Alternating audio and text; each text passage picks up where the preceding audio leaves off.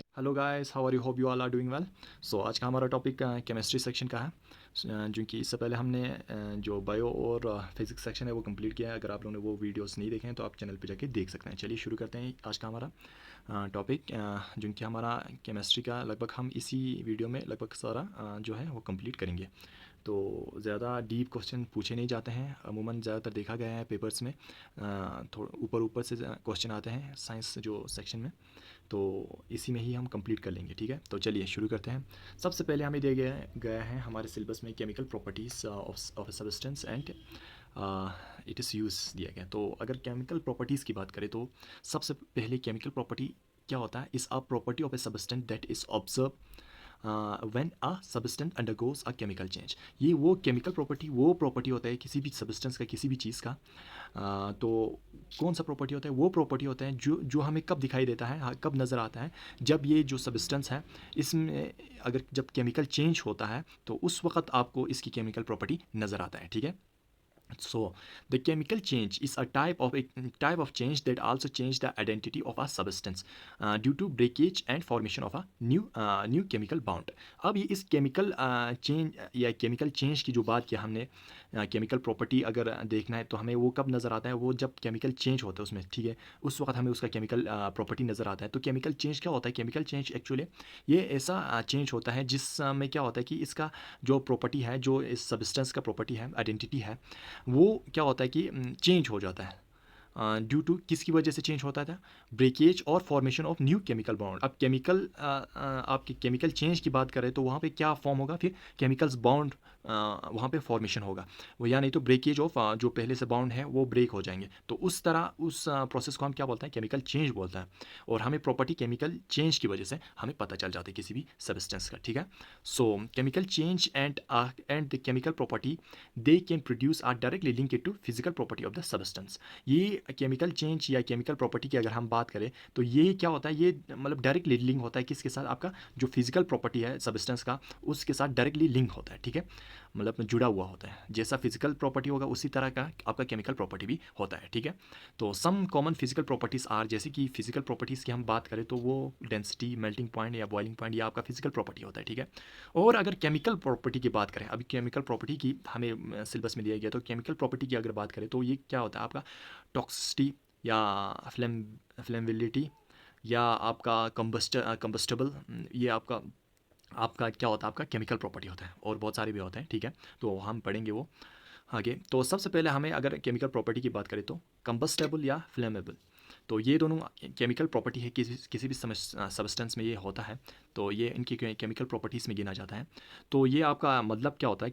Combustible या flammable अगर बात करें तो ये क्या होता है? एबल टू बर्न, किसी चीज़ की जलने की शक्ति, ताकत, जलने की ताकत को हम कंबस्टेबल बोलते हैं, ठीक है। तो फॉर एग्जाम्पल ऑल जो chemicals comes with a label that identifies their level of flammability, ठीक है। तो फॉर एग्जांपल हर किसी, आपने देखा होगा, हर किसी केमिकल का क्या होता है? एक लेबल होता है, ठीक है। एक मतलब टेक होता है जिससे उसको जाना जाता है कि वो किस लेवल का आपका सबस्टेंस है। मतलब इसकी जो कंबस्टेबिलिटी की बात करें तो ये कितना है, ज़्यादा है, कम है, ये पता चल जाता है, ठीक है। किसी भी केमिकल का ये हो जाता है, ये मतलब होता है केमिकल का, ठीक है। तो अगर ऑक्सीजन या हाइड्रोजन की बात करें, oxygen and hydrogen are very flammable gas, ये फ्लेमेबल गैस होता है, ठीक है, जो ऑक्सीजन और हाइड्रोजन है। Carbon dioxide is not a very flammable gas, ये कार्बन डाइऑक्साइड जो होता है ये आपका फ्लेमेबल नहीं होता है, ठीक है। गैस नहीं होता है, ठीक है, इतना नहीं होता है जिस तरह इज़ कम्पेयर टू आपका ऑक्सीजन या हाइड्रोजन की बात करें तो, ठीक है। और एग्जामिनेशन पॉइंट ऑफ व्यू से ये इंपॉर्टेंट रहता है कि हाइड्रोजन जो होता है वो एलिमेंट्स में बहुत ही ज़्यादा कंबस्टेबल सबस्टेंस माना जाता है एलिमेंट्स में, हाइड्रोजन, ठीक है। एंड साथ ही साथ क्लोरीन ट्राईफ्लोराइड, ये आपका केमिकल होता है, हाईएस्ट कंबस्टेबल होता है, ठीक है। एंड इथेनॉल की जो होता है वो लिक्विड में होता है, ठीक है। तो मे भी क्वेश्चन पूछा जाए ऐसे, JK SSB में अमूमन देखा गया है इस तरह की क्वेश्चन आते हैं साइंस पोर्शन में से। सो होप आप लोगों को समझ में आ रहा होगा। तो ये एक इसका प्रॉपर्टी था सब्सटेंस का। इनकी क्या होता है? कंबस्टेबिलिटी को देखा जाता है तो उससे आपका पता चल जाता है किसका कितना मतलब किसका हाई कंबस्टेबिलिटी है, किसका कम कंबस्टेबल सब्सटेंस है ये। तो उसके बाद अगर बात करें, दूसरा एक चीज़ होता है, वो होता है आपका रिएक्टिविटी, ठीक है, किस तरह का रिएक्ट करता है, फास्ट करता है, स्लो करता है, किस तरह करता है, ये इसका प्रॉपर्टी होता है, ठीक है, किसी सब्सटेंस का केमिकल प्रॉपर्टी में गिना जाता है। How easily a substance react with another substance, कितनी आसानी से कोई सब्सटेंस रिएक्ट करता है, दूसरे सब्सटेंस के साथ रिएक्ट करता है, तो उस चीज़ को हम क्या बोलते हैं, रिएक्टिविटी बोलते हैं, ठीक है। एग्जाम्पल की अगर बात करें तो ऑल जो भी chemicals, all chemicals comes with, मतलब जो भी केमिकल है उनके लेवल होता है कि वो कितना रिएक्टिविटी है, कितना उसके अंदर रिएक्शन करने की क्षमता है, कितना जल्दी रिएक्ट कर जाता है, एक लेवल होता है उनमें दिए गए होते हैं, ठीक है। जैसे कि money chemicals react with water और ऑक्सीजन, जैसे कि बहुत सारे केमिकल्स हैं जो कि रिएक्ट करते हैं वाटर या ऑक्सीजन के साथ। तो आपका fluorine has most reactive element माना जाता है, ठीक है। सो को इसके बाद दूसरा एक वर्ड आता है कोरिजन, ठीक है। कोरिजन अमूमन आप लोगों ने देखा होगा, जंग लगना बोलता है जिसको, ठीक है। तो इसमें क्या होता है, आपका slow reaction and wearing away of metal. तो ये आहिस्ता, मतलब ये बहुत ही लंबा प्रोसेस होता है, इसमें मतलब बहुत टाइम लगता है इस चीज़ को होने में। इसमें क्या होता है कि आपका जो मेटल का वो अपर लेयर होता है वो ख़त्म हो जाता है आहिस्ता आहिस्ता, ठीक है। इसमें इसको रस्टिंग या ट्रंचिंग भी बोलते हैं, ठीक है। अगर एग्जांपल की बात करें तो इस रिएक्शन की, कोरिजन की, तो स्टैचू ऑफ लिबर्टी आप लोगों ने देखा होगा, तो उसमें क्या है कि वो किस का बना हुआ, कॉपर का बना हुआ है, ठीक है। जो कि ओरिजिनली आपका ऑरेंज ब्राउन होता है उसका colour, but this copper is green because of it is introduction with moisture ion. तो आपका जो अब मगर वो दिखने में है तो वो किसका है, कॉपर का है, जो कि ऑरेंज ब्राउन होता है, बट वो दिखता है किस तरह के, ग्रीन कलर का दिखता है, किसकी वजह से कि आपका बड़े अरसे के बाद जब ये रिएक्शन होता है, मॉइस्चर आइज होता है या उसकी वजह से, पानी की वजह से इनके रिएक्शन होता है, तो ये ग्रीनिश कलर दिखाई देता है आपको, ठीक है। सो रस्टिंग और एक वर्ड है रस्टिंग, जिसको रस्ट भी कहते हैं। तो रस्ट एक जनरल नेम है किस चीज़ का, आपका आयरन ऑक्साइड का, ये याद रखना। रस्टिंग एक जनरल नेम है किसका, आयरन ऑक्साइड का। इसमें रिएक्शन क्या होता है कि रस्टिंग मतलब आपका प्रेजेंस ऑफ वाटर में आपका जो ऑक्सीजन या हाइड्रोजन के साथ रिएक्शन होता है, ठीक है, आयरन ऑक्साइड का प्रेजेंस ऑफ वाटर या मॉइस्ट में, तो उसको हम क्या बोलते हैं, रस्टिंग बोलते हैं, ठीक है। तो ये तो था हमारा केमिकल जो प्रॉपर्टीज़। तो इसके बाद हमारा दूसरा है, इसी में दिया गया है हमें, वो दिया गया है हमें क्या, आपका दिया गया है chemical names of important substance like plaster of Paris, ठीक है। तो ये दिया गया है आपको केमिस्ट्री सेक्शन में। सो प्लास्टर ऑफ पेरिस की बात करें तो अमूमन ज़्यादातर JK SSB में क्वेश्चन प्लास्टर ऑफ पेरिस का आपका मतलब फार्मूला या बेकिंग ऑफ सोडा फार्मूला ये आपको ज़्यादातर दिखाई देता है, ठीक है। वहाँ पे ऐसे ही क्वेश्चन पूछे जाते हैं, तो ज़्यादा डीप जाने की ज़रूरत नहीं है, आपको क्वेश्चन इसी में से ही निकल जाएंगे, ठीक है। प्लास्टर ऑफ पेरिस का आपका केमिकल फार्मूला है CaSO4 हाफ ऑफ H2O, ठीक है। सो प्लास्टर ऑफ पेरिस आपका कहाँ से ऑब्टेन किया जाता है, ये ऑब्टेन किया जाता है हीटिंग कि जिप्सम को हीटिंग करने के, क्या मटेरियल होता है जिप्सम, सो उसको हीटिंग करने की से आपका जो प्लास्टर ऑफ पेरिस आप वहाँ से ऑब्टेन कर पाते हैं, ठीक है। ये आपका देखा होगा आप लोगों ने, जब आपके हड्डियाँ टूटते हैं तो हॉस्पिटल्स में डॉक्टर्स प्लास्टर कर देते हैं, वो जो वाइट कलर का जो कि बाद में जाकर हार्ड हो जाता है, तो वो वही प्लास्टर ऑफ पेरिस होता है, ठीक है। तो जिप्सम का बना होता है, जिप्सम से ऑब्टेन किया होता है, तो उसका क्या होता है CaSO4 हाफ ऑफ H2O, ठीक है। एंड सेकेंड है यहाँ पे इंपॉर्टेंट है बेकिंग सोडा। बेकिंग सोडा का दूसरा नाम है आपका सोडियम बाइकार्बोनेट भी बोलते हैं, ठीक है। सोडियम, ऐसे भी क्वेश्चन पूछे जाते हैं कि baking soda is also known as, तो सोडियम बाइकार्बोनेट भी बोलते हैं उसको, ठीक है। इसका फॉर्मूला है NaHCO3, ठीक है।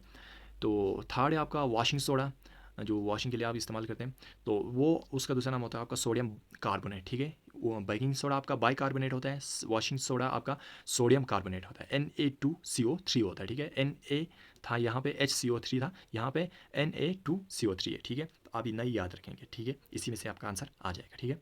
तो इसके बाद हमें दिया गया है physical change and chemical change की बात, वहाँ पे टॉपिक दिया गया है। तो इन सिंपल वे अगर फिजिकल चेंज या केमिकल चेंज की बात करें तो फिजिकल चेंज क्या होता है, only change that appearance of a substance not it is chemical composition. इसमें क्या होता है, फिजिकल चेंज में आपका जो सबस्टेंस का फिजिक चेंज हो जाता है, ठीक है। फिजिकल जो हमें दिखाई देता है वो चेंज होता है, इसमें जो केमिकल कंपोनेंट्स इसके अंदर जो है वो चेंज नहीं होता है, ठीक है। उसी की तरह अगर केमिकल चेंज की बात करें तो इसमें क्या होता है, इसमें आपका chemical change cause a substance to change into an entire substance, ठीक है, with a new chemical formula, ठीक है। अब इस केमिकल चेंज में क्या होता है कि पूरा इंटायर पूरे जो होल जो सबस्टेंस है वो चेंज हो जाता है इसमें, ठीक है। और इसके अगर पहले कुछ है तो बाद में वो कुछ और हो जाता है, ठीक है, वो उसका नया केमिकल फार्मूला बन जाता है, ठीक है, उसका उसमें इतने चेंज आ जाते हैं, ठीक है। तो chemical change are also known as chemical reaction. इस जो केमिकल चेंज है इसको केमिकल रिएक्शन भी कहते हैं, ठीक है। तो होप आप लोगों को समझ में आ रहा होगा। तो इसके बाद तो इसके बाद है हमारा जो गैस, प्रॉपर्टी ऑफ गैस दिया गया है। सो प्रॉपर्टी ऑफ गैस की अगर बात करें तो सबसे पहले गैस गैस क्या होता है एक्चुअली। गैस में अगर हम सॉलिड, लिक्विड और गैस की अगर बात करें इन तीनों की, किसी भी मटेरियल की अगर वो सॉलिड फॉर्म में होगा, अगर वो लिक्विड फॉर्म में होगा या अगर वो गैस फॉर्म में होगा, तो अगर सॉलिड फॉर्म में होगा तो उसकी जो प्रॉपर्टी है वो अलग होगा। उसमें जो मॉलिक्यूलर फोर्स है वो बहुत ही ज़्यादा होगा, ठीक है, as compare to liquid. Liquid में क्या होगा, इस जो सॉलिड से कम ही होगा, ठीक है। और इस लिक्विड से एज़ कम्पेयर टू गैस में बहुत ही कम होता है वंडरफुल मॉलिक्यूलर फोर्स, जो मॉलिक्यूल के बीच में फोर्स होता है, क्योंकि ये बहुत दूर दूर होता है, इसीलिए इनकी जो प्रॉपर्टीज़ है वो अलग अलग होती है। जैसे कि आपको सिलेबस में गैस का दिया गया, तो गैस की अगर प्रॉपर्टी की बात करें तो सबसे पहले लो डेंसिटी होता है, बहुत ही कम डेंस होता है वो।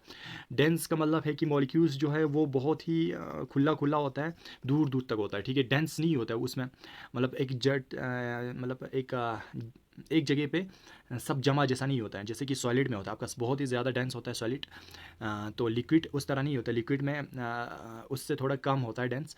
और अगर लिक्विड के बाद अगर गैस की बात करें तो गैस में तो बहुत ही लो डेंस होता है, ठीक है, वो डेंस बहुत ही कम डेंस होता है उसमें, ठीक है। तो चलिए सेकंड दूसरा प्रॉपर्टी है गैस का इनडिफिनिट शेप और वॉल्यूम। अगर इनडिफिनिट शेप या वॉल्यूम की बात करें तो क्या है कि जो सॉलिड या लिक्विड है उनके एक डिफिनिट शेप होता है, लिक्विड का भी नहीं होता है, सॉलिड का ही होता है। सॉलिड का आपका डिफिनिट शेप होता है। तो अगर गैस की बात करें तो गैस का क्या होता है, गैस का आपका इनडिफिनिट होता है, किसी भी जगह पर अगर किसी भी कंटेनर में डालेंगे तो वो वही शेप का बन जाता है, ठीक है। तो इसका कोई वॉल्यूम भी नहीं होता है। तो इनका जो गैस के प्रॉपर्टीज़ में क्या है, ये इनडिफिनिट शेप और इनडिफिनिट वॉल्यूम होता है गैस का, ठीक है। एंड कम थर्ड दिया गया आपको कंप्रेसिबिलिटी या एक्सपेंडेबिलिटी की बात कर रहा है। तो इसका मतलब क्या है कि जो गैस है वो कंप्रेस होता है, उसमें वो मतलब उसके अंदर वो प्रॉपर्टी है कि वो कंप्रेस हो सकता है, और एक्सपेंड की बात करें तो वो एक्सपेंड भी हो सकते हैं। कंप्रेस जैसे कि हमारा आपका जो एलपीजी गैस है वो कंप्रेस किया हुआ है, वो उसमें कंप्रेस करके आपका गैस इनपुट किया गया है, ठीक है। उसी तरह एक्सपेंड की बात करें तो आप अगर किसी खुले जगह पे छोड़ेंगे तो गैस बहुत ही एक्सपेंडेबल भी एक्सपेंडेबल उनकी प्रॉपर्टी वो एक्सपेंड भी होता है, ठीक है, फैल जाता है बहुत सी बड़ी सी जगह पे, ठीक है। एंड इसके बाद है फोर्थ आपको डिफ्यूसिविटी। डिफ्यूसिटी मतलब क्या होता है कि ये डिफ्यूज़ होता है, मतलब किसी दूसरे चीज़ के साथ बहुत ही जल्दी डिफ्यूज़ हो जाता है, क्योंकि इनकी क्या होता है ये डेंस नहीं होता है, इंटरमोलिकुलर ये बहुत ज़्यादा होता है, तो इनका क्या होता है एकदम से ये डिफ्यूज़ हो जाता है किसी भी जगह पे। तो ये एक प्रॉपर्टी है इनका गैस का। एंड लास्ट है आपका प्रेशर। प्रेशर की अगर बात करें तो इनका प्रेशर मतलब जितना एरिया होगा उसी के हिसाब से प्रेशर होता है इस जो गैस का। तो अगर एरिया बड़ा होगा तो गैस का प्रेशर भी बड़ा होगा, अगर एरिया कम होगा तो गैस का प्रेशर भी कम होगा। तो होप आप उनको प्रॉपर्टी समझ में आया होगा। तो इसके बाद है हमारा आपका एक और टॉपिक दिया गया है हमें, सरफेस केमिस्ट्री की बात किया गया है। तो सरफेस केमिस्ट्री क्या होता है actually. Surface chemistry is the study of chemical phenomena that's occurs at the interface of two phases. दो फेसेस के बीच का जो इंटरफेस होता है, इनके बीच के जो केमिकल फिनोमिना होता है उस चीज़ को पढ़ता है कौन, सरफेस केमिस्ट्री, ठीक है।